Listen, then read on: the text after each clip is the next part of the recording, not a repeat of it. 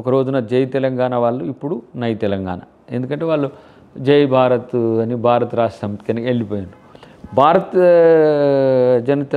Janata party agenda ఏంది?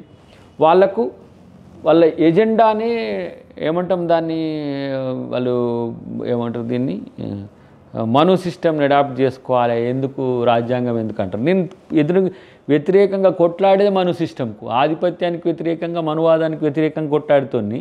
ఇప్పుడు ideological వార్లో రెండే, మనువాదం, మనవాదం.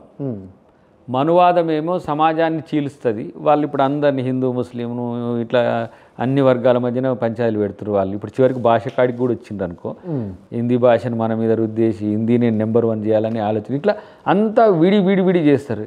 కానీ మనవాదంలో we the people of India constitution చెప్పింది, రాజ్యాంగ రాజకీయాలు కాంగ్రెస్ పార్టీ చేయగలదు, మా నాయకుడు ఛాంపియన్ దాంట్లో చెప్పుకోగలుగుతాం. రేపు గల్లా ఎగరేసి కూడా Rahul Gandhi is the social warrior of India అని చెప్పుకోవడానికి ఒక అవకాశం ఉంది. కాబట్టి నేను ఆయన ఫాలోవర్గా ఉంటాను. సార్ రైట్, చూద్దాం, లెట్స్ ఏం జరుగుతుందో.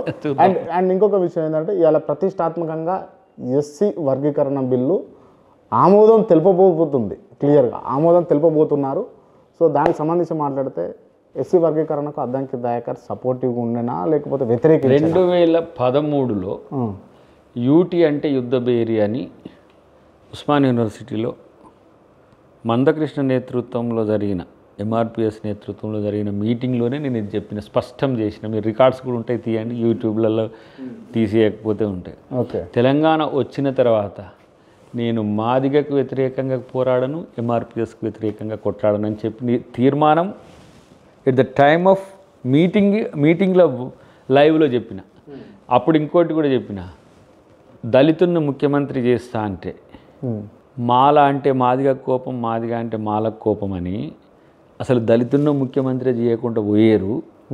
మీకు అవకాశం నిజంగా ఇవ్వాలని ఉంటే మాదిగనే మొదటి ముఖ్యమంత్రి చేయమని నా మీటింగ్లో.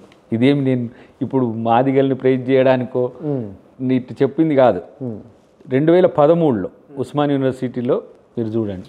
రెండవది 2025వ సంవత్సరం ఎంఆర్పిఎస్ వ్యవస్థాపన దినోత్సవంలో నేను ఒక గెస్ట్గా పాల్గొన్నా. ఎక్కడ? ఈదుమూడిలోనే ఎంఆర్పిఎస్ పుట్టింది. ఆ రోజు నన్ను పిలిచిండ్రు. నేను మాలమానాడు అధ్యక్షునిగా పోయినా, at the same time Congress party నాయకునిగా పోయినా. ఆ రోజు ఎవరున్నారు? మిస్టర్ కిషన్ రెడ్డి గారు ఆ రోజు హోంశాఖ సహాయ మంత్రిగా అక్కడ పార్టిసిపేట్ చేసిండు. వాళ్ళిద్దరు, ఎందుకంటే కృష్ణన్న కిషన్ రెడ్డి కొంత ఫ్రెండ్స్. నేను ఆ రోజు మీటింగ్లో చెప్పిన, కాంగ్రెస్ పార్టీ పరిష్కరించలేకపోయింది. వెంకయ్య నాయుడు గారు 100 రోజుల్లో వర్గీకరణ అన్నాడు. 100 రోజులు కాదు, ఇప్పుడు సంవత్సరంగా వస్తున్నది. ఇప్పటికైనా దాన్ని పరిష్కరించండి. పరిష్కరించకపోవడం ఒక కుట్ర అని చెప్పిన ఆ మీటింగ్లో. రైట్, అప్పుడే చెప్పినా అంటారు. ఎప్పుడు 25వ సంవత్సరం ఎంఆర్పిఎస్ ఈరోజు కాదు, ఇప్పుడు బిల్ అవుతుంది. నేనేమంటున్నా, మా మాలలకు కానీ మా మాదిగలకు కానీ, ఎందుకు ఈ 2 పదాలు వాడుతున్నా అంటే, చరిత్ర కొన్ని వాస్తవాలను బయటికి తీసుకొస్తుంది. వెనుకబాటుతనానికే మూమెంట్ అయి ఉన్నప్పుడు విడిపోయి కలిసి ఉండడం వల్ల వచ్చే నష్టం లేదు, పరస్పరం తగులాడేదానికంటే. ఓకే, ఇది నేను ఇంతకుముందు చెప్పింది అనుకో, నన్ను మా వాళ్ళు కూడా ఇప్పుడు నా గరకా నా ఘాట్కా లెక్క మాలలు నన్ను ఇప్పుడు ఆడు మాలమానాడని పెట్టిడు, జాతీయ మాలమానాడని పెట్టినాడు, మాలలకు సపోర్ట్ చేయడని నన్ను ఎవరు వీళ్ళు ఇట్లా చూస్తారు.